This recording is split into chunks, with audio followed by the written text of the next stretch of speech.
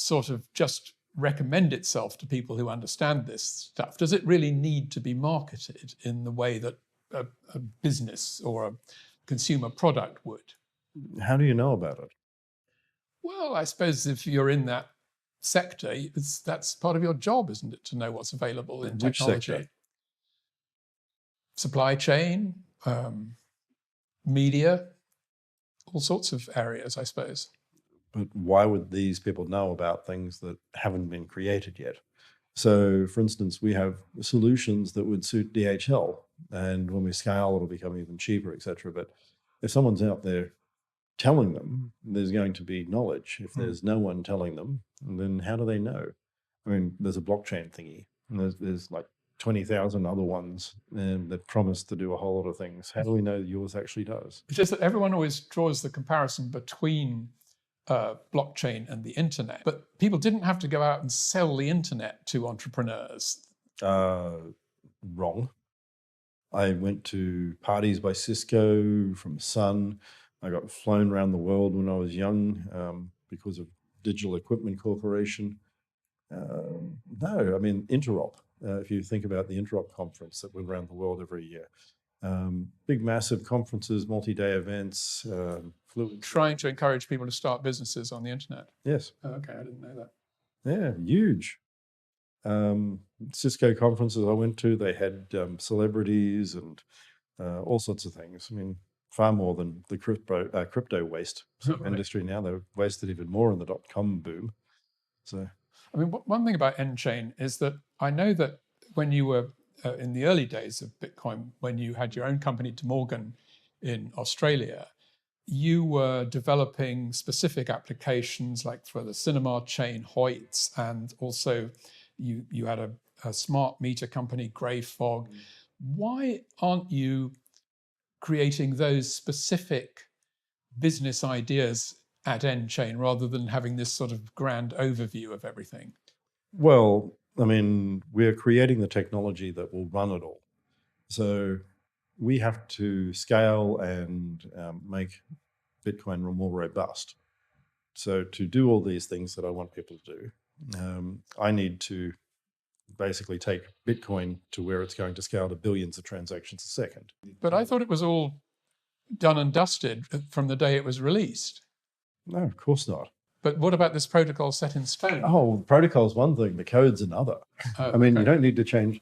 You can run WinSock, which will connect to TCP/IP, and WinSock from 1988 will still connect to the internet. It will be single-threaded, and it will probably do 1K per second.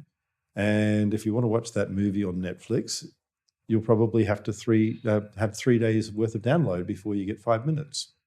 But technically, it's the same protocol. How do you describe what it is that you're doing that is not the protocol then? So the sort of ability to distribute and send data. So I said there'll be big blocks, but I didn't describe how that will happen. And I said at the time, blocks of the size of 2 DVDs or more, even for where we should be now. And as you know, that's 10 gigabytes.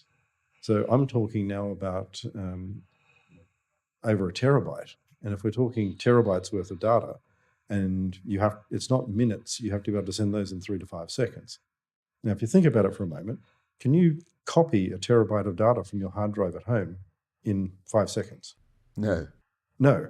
So we have to have distributed systems and new ways of actually multi-threading data so that we can actually do this quicker than most people think is physically possible. And in doing that, we've had to invent new technology, new methodologies, all sorts of things.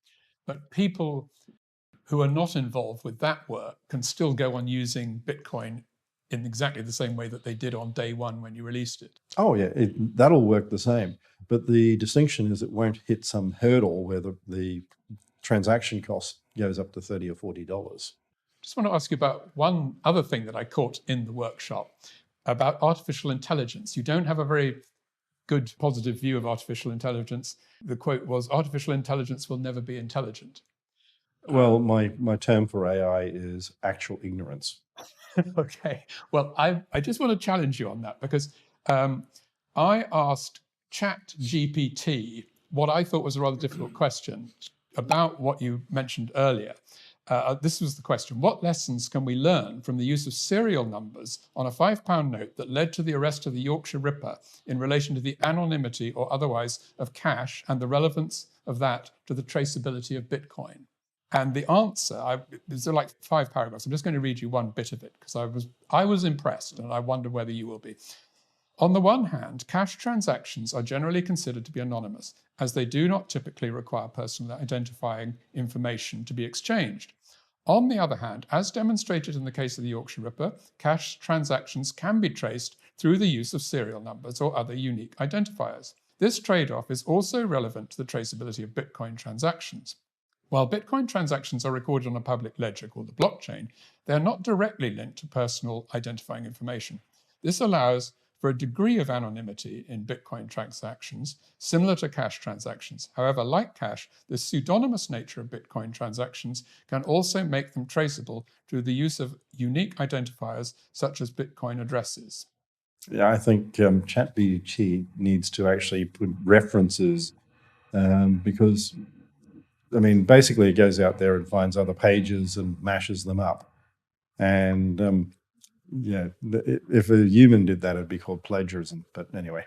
But do you not think that that's a pretty succinct explanation of... Oh, it's a very good way of taking search information and mashing it together. Okay, but I don't believe that there is... But it hasn't come up with this. I mean, all it's done is machine learning to find the terms, yes, and take what people have already written. Okay, but I mean, nobody's arguing against that. But that's obviously not intelligence. That's statistical machine learning. Then what would be different that was an intelligent answer to that question, do you think? Well, I mean, intelligence requires creativity for a start. So people argue that they can make art or make music, but they can't. What they do is they do a mashup that people then choose. So the way the artificial intelligence applications for artwork is they will put things that randomly together and then have people choose and go, yes, I'll now start doing these ones because the majority of people chose that. And because of that, we don't end up with anything particularly good. It averages everything. So this is the problem with Netflix. And I covered this when I was doing statistics and the beginning of some of these algorithms back in 2008 or so. And they average everything and it gives you the mean, but you never get anything great. You don't get as many terrible things. You mean in what they commission? Yes. And what they start developing. And this is why Nick Cave the other day, someone used ChatGPT to write songs, and Nick Cave came out and said, this is the most horrible music that I've ever heard. Right, but if it were possible that a picture that's created by AI or a story or something was indistinguishable for most people from one that had been written by a person. No, but the problem is all it's doing is something similar to an existing thing. But so if I want to write a story or if I want to paint a picture, I'm only using ideas that have come into my head, just like the AI. Not necessarily. I mean, you might, but if you compare something like Dostoevsky or Shakespeare... Yeah, but he's still working with the perceptions that he has received during his lifetime.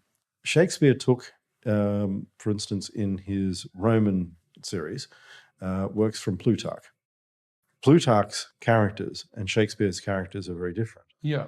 The psychology of the characters was added by Shakespeare. The stories are there, but Shakespeare made them live. He, in Hamlet, created someone who was larger than a caricature and a true individual, someone who was an early modern human before modern humans, and created the idea of many aspects of modernity. That takes creativity. That's not what the machine's doing. But the machine is doing Mills and Boon. I'm just not convinced that you're saying anything more than it's not very good at the moment. Well, no, it is basically taking existing ideas and reconstructing them. But isn't that what we do in our brains? No. For instance, with what you're putting there, that would be rejected by a university as plagiarism. Really? Yes. So, But it's not plagiarism. You wouldn't be able to find this written anywhere else. I could actually point out 2 of my blogs that actually have very close to that. Right, but it's not, plagiarism is where you've actually taken a bit of text and No, stuck it in. plagiarism is where you take someone's idea without. But isn't that what academic work is all about in the humanities? No, you attribute. Well, yes, okay. There could be footnotes to this, certainly.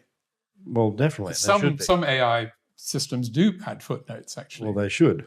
Well, okay, but then if they do, then there's nothing left that's different between that and... There is, in that it is regression to the mean.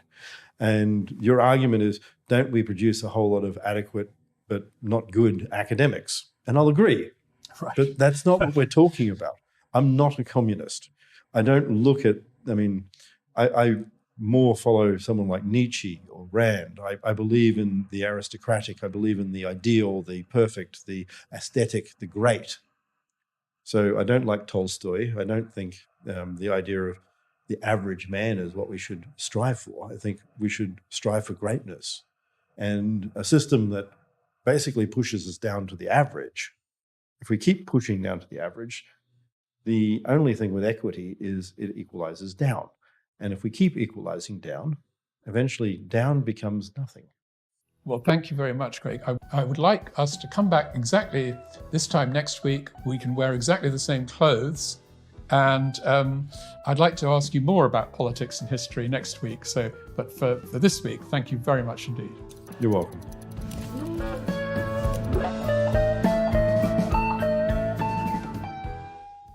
Thanks very much to Dr. Craig Wright. Please join us for more next week, when we'll be going back to the origins of Bitcoin, with Craig explaining how he got the whole thing started. Thanks for listening. Until next time, from me, Charles Miller, goodbye.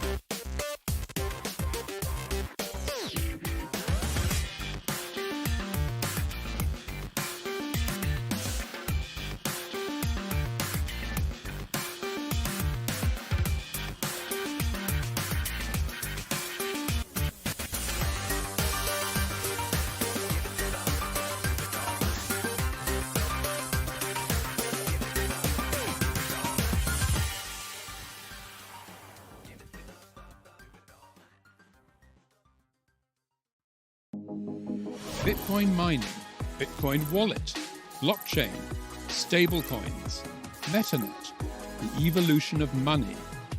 Everybody is talking about Bitcoin today, but what exactly is it? Learn the basics from experts. Learn what Bitcoin is, how it works, and why it matters. Bitcoin 101, your ultimate guide to the fundamentals of blockchain.